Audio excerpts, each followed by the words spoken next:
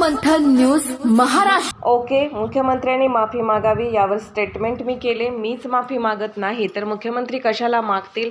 माझ्या वक्तव्यावर मी ठाम आहे। आरक्षण संपणाऱ्याबद्दल जे वक्तव्य केले त्यावर ठाम। 70 कोटी लोकांचे आयुष्य उद्ध्वस्त करण्याचे प्लॅनिंग काँग्रेसनं केले।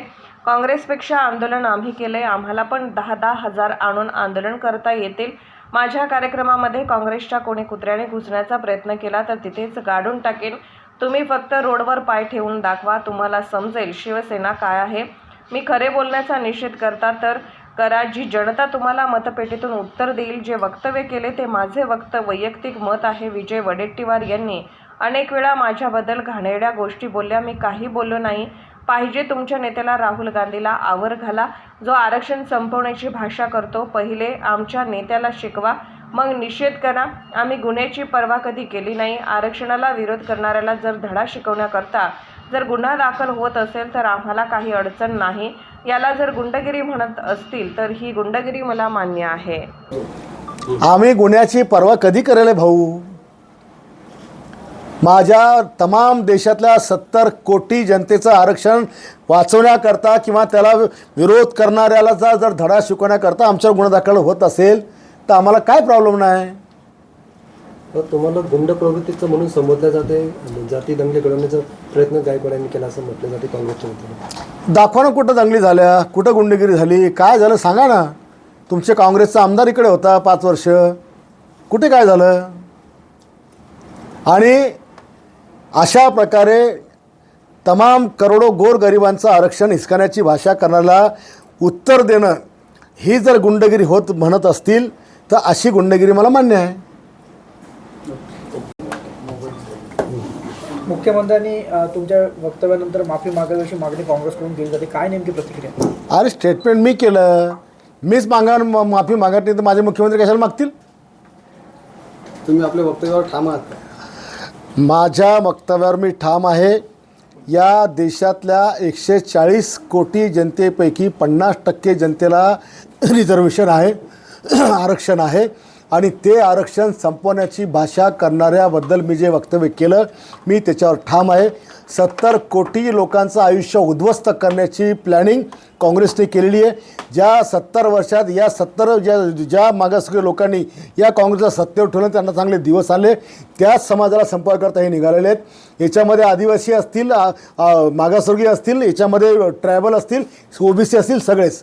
आणि पुन्हा मी उच्चार करेन की जो धनगर समाज आणि ओबीसी समाज आज आरक्षणात मागायच्या प्रतीक्षेमध्ये आहेत, इतक्या वर्षांतून तो आंदोलन करतो, त्यांना देण्याच्या आधीच त्यांचं आरक्षण खतम करायकरता हे यांचं सगळं प्लॅनिंग चाललं आहे। आणि म्हणून मी माझ्या वक्तव्यावर या ठिकाणी ठाम आहे। राहिला आंदोलनाचा विषय, तर काँग्रेसवाल्यापेक्षा जास्त आंदोलन आम्ही केलेली आहेत, आम्हाला करता येतात। आणि तुम्ही तर काय फक्त कधी न ठाण्यामध्ये ठिया म्हणता, आम्हाला पण 10-10 हजार लोक आणून करता येतील।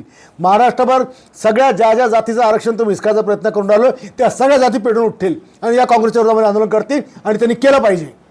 तोंडाचा घास हिसकावणार आहेत यांना अजिबात सोडायला नाही पाहिजे। या काँग्रेसवाल्यांना सगळ्यांनी जाहीरपणे याचा निषेध केला पाहिजे काँग्रेसचा।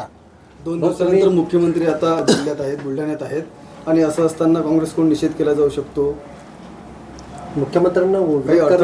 मुख्यमंत्र्यांचा कार्यक्रमामध्ये 26 मार्कांचा लोकार्पण सोहळा आहे, जे सगळ्या समाजाचे दैवत आहेत। दुसरा कार्यक्रम मुख्यमंत्री लाडकी बहिणीचा गोरगरीब शेतकरी शेतमजूर महिलांचा कार्यक्रम आहे। माझ्या कार्यक्रमामध्ये काँग्रेसच्या कोणी कुत्र्यानं घुसायचा बी प्रयत्न केला तर तिथंच गाडून टाकेन। मुख्यमंत्र्याला बुलढाण्यात पाय ठेवू देणार नाही काँग्रेस? अरे पाय सोडा, तुम्ही आमच्या रोडवर पाय ठेवून दाखवा, तुम्हाला समजेल की मग शिवसेना काय आहे।